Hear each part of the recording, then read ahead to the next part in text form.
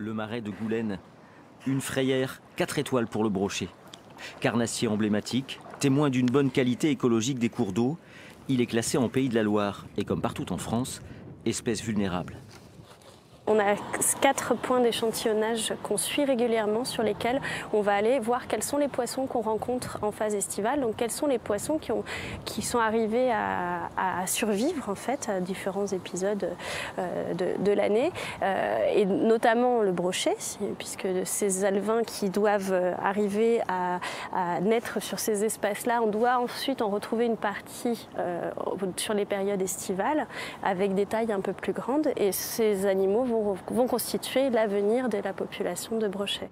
Le brochet, lui, va avoir besoin d'une inondabilité assez stable à certaines périodes, notamment les périodes de reproduction, et puis des vitesses d'exondation qui sont plutôt faibles. En fait, il ne faut pas descendre trop vite.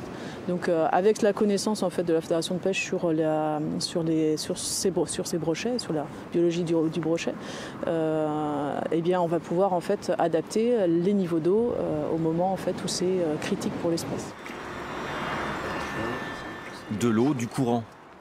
L'électropêche est parfois utilisée par les techniciens des fédérations pour le sauvetage en urgence de poissons. Une technique qui permet aussi de prélever quelques spécimens pour sensibiliser le grand public à une gestion intelligente des ressources. Demain, ablettes, brèmes, gardons, perche-soleil seront présentés à des scolaires. Les jeunes d'aujourd'hui sont les gestionnaires de demain, donc c'est indispensable pour nous de leur faire découvrir toute cette diversité qu'abritent nos milieux, les sensibiliser un peu à ce caractère fragile. Et les poissons, ce sont des animaux qu'on n'a pas l'habitude de voir.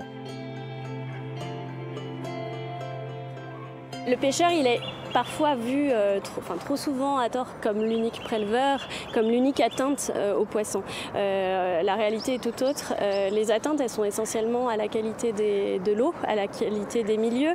Et donc là, c'est toute la société qui est responsable d'éventuelles atteintes. Et donc, toutes ces questions qu'on se pose, c'est parce qu'on veut que les populations piscicoles sauvages se maintiennent le plus longtemps possible pour des générations de poissons, des générations d'humains, et qu'on s'adapte avant qu'il ne soit trop tard.